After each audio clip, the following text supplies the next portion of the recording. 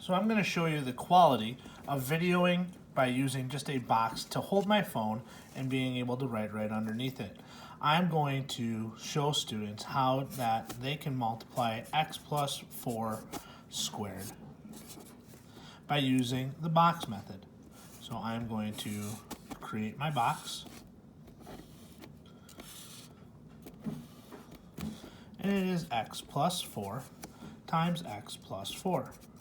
What are you doing? X squared plus 4x plus 4x. 4 times 4 is going to give me my 16. And as you can see, the quality is pretty decent. If you needed to, you can also zoom in by just, touching your camera and not hitting pause or anything like that.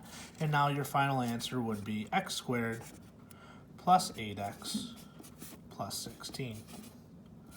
One of the tips that I would give you is that before you get started, have a big enough piece of construction paper and have it on the other side of the box. So all you have to do is tilt the box up a little bit, and you can slide the piece of construction paper through the other side of the box, and now you have room to write another problem. And you can now say, I want to factor x